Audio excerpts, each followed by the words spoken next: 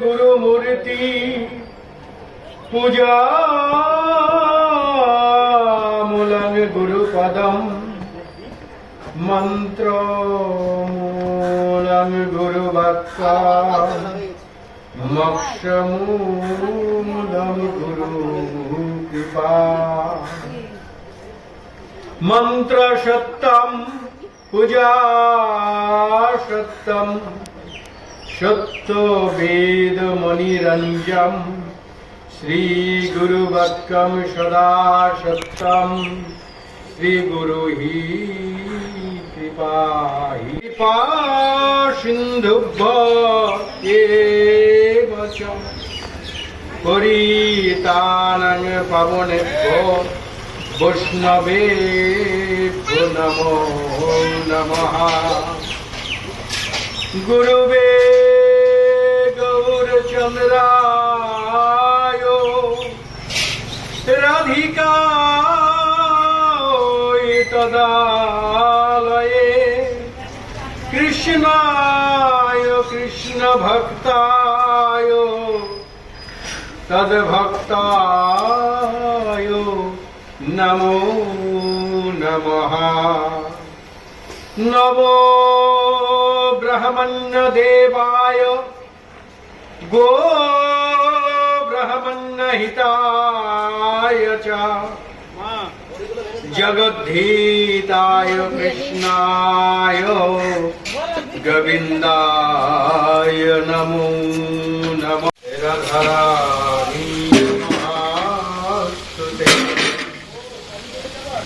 वंदे श्री कृष्ण चैतन्य नित्यानंद সহজিত।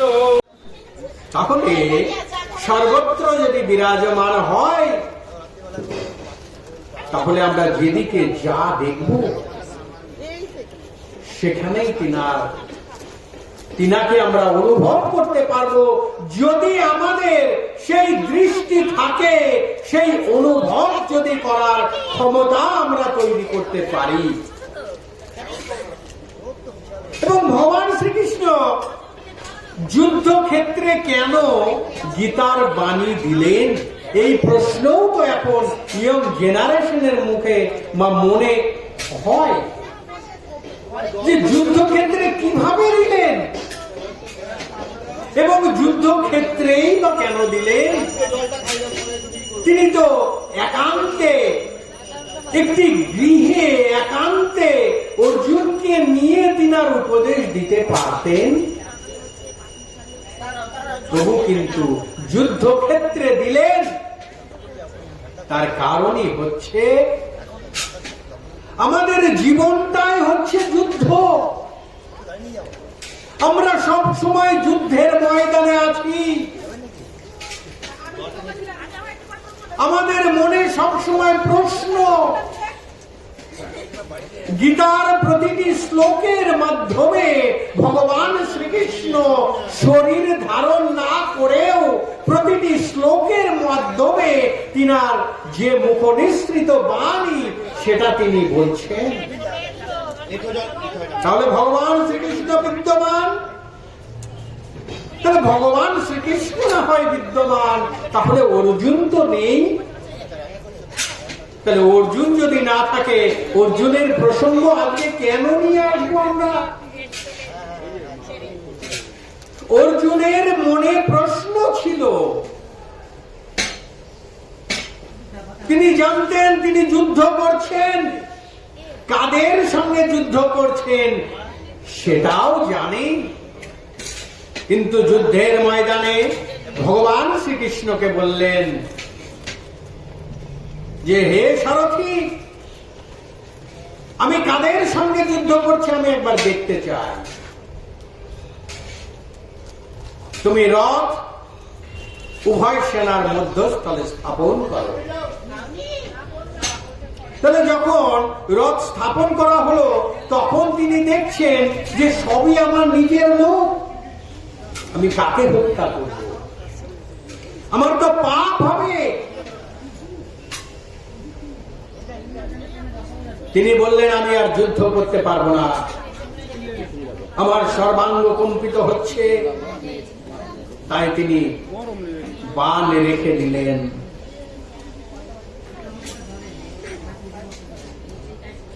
ভগবান শ্রীকৃষ্ণ বলছে, আজ তোমার কি এমন হলো? তুমি জানো তুমি যুদ্ধ করতে এসেছো, কাদের সঙ্গে যুদ্ধ করছো সেটিও জানো, তবু তোমার এই মতিভ্রম। তখন বললেন, তুমি কে, তুমি কি জানো? তাহলে অর্জুনের মনে প্রশ্ন ছিল, প্রশ্ন করেছেন ভগবান শ্রীকৃষ্ণ, তার উত্তর দিয়েছেন। তাহলে আজকে অর্জুন কারা? যাদের মনে প্রশ্ন আছে, আমরা সবাই কিন্তু আজকে অর্জুন, কারণ আমাদের মনের ভিতরে প্রশ্ন আছে। প্রশ্ন যার মনে আছে সেই অর্জুন।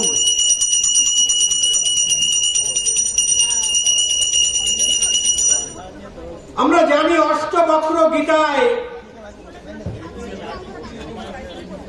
রাজা জনক সিংহাসনে আছেন, রাজপ্রাসাদে আছেন। তিনি রাজপ্রাসাদের পালঙ্কে যখন শয়ন করেছেন, ঘুমিয়েছেন, ঘুমিয়ে স্বপ্ন দেখছেন যে আমি একটি জঙ্গলের মধ্যে আছি এবং এই জঙ্গলের মধ্যে একটি কুঁড়ে ঘরে আমি বাস করছি, আমার খুব অভাব।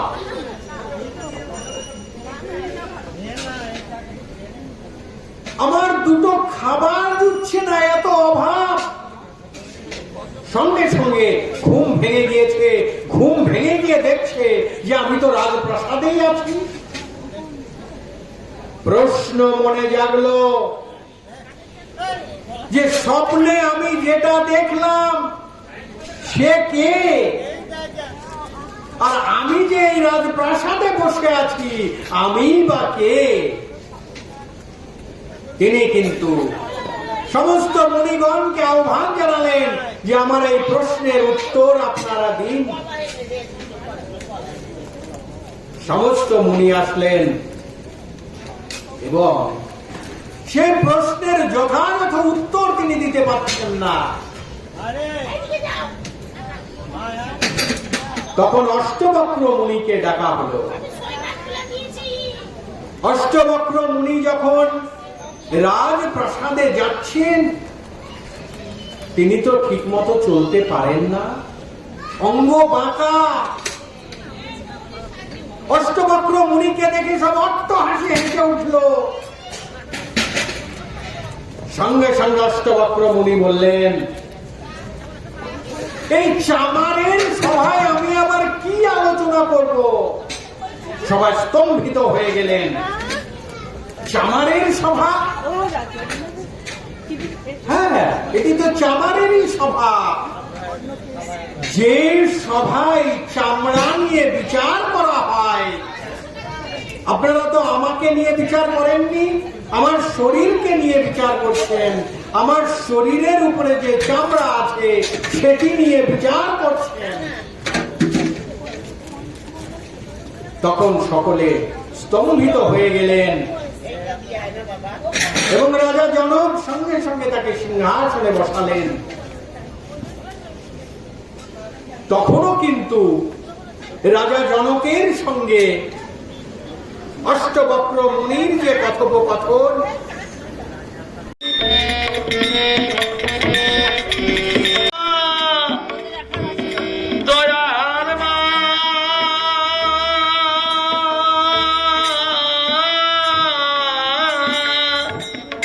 আমি মাতর অধম ছেলে, দিও নামাজ আমায় ফেলে।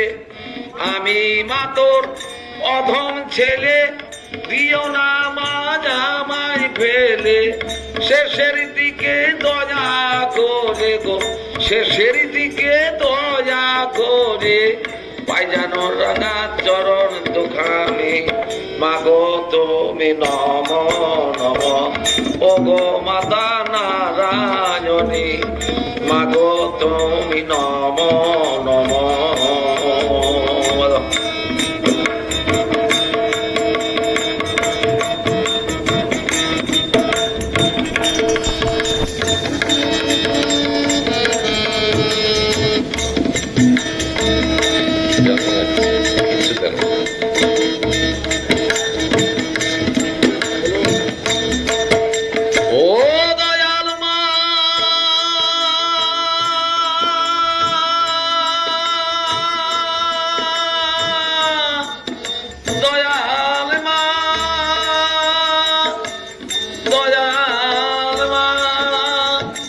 তুমি মা জগৎ জননী, দয়া করো যোগ মা জননী, তুমি মা জগৎ জননী, দয়া করো মা জননী। আমি মা তোর অধম ছেলে, দিও না মায়া মাই ফেলে। শেষের দিকে ওর বাহন হচ্ছে এঁদুর, বুঝতে পারলেন? তা এঁদুরের পিঠে চেপে এলো, এসে দেখছে তো মা আমার ধ্যান জপে আছে। তারপরে 7টা পাক দিয়ে মায়ের চরণ তলা পড়ে গেল। তারপরে মা আমার দেখছে যে আমার চরণ তলাকে খুটখাট করছে, এই কথা বললে বুড়ার পর দেখছে তো গণেশ ঠাকুর চরণ তলা পড়ে আছে।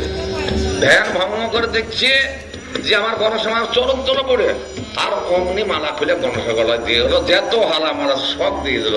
যে বললে, হে গণেশ, আমার এই ত্রিভুবন 14 ভুবন সব ভুবন তুই লাভ করেছিস, আজ জন্য আমি তোকে আশীর্বাদ করলাম, তো সর্বপ্রথমে তোর পুজোই হবে আগে, এখন পর্যন্ত হয়েছে ও তাই। তাই আমি মা তোর অধম ছেলে, দিও না মায়া মাই ফেলে। আমি মা তোর অধম ছেলে, দিও না মায়া মাই ফেলে। শেষের দিকে দয়া করে পাই জানু রাঙা চরণ দুখানি, মাগো তুমি নম নম, ও গো মাতা নারায়ণী, মাগো তুমি নম নম, ও গো মাতা নারায়ণী।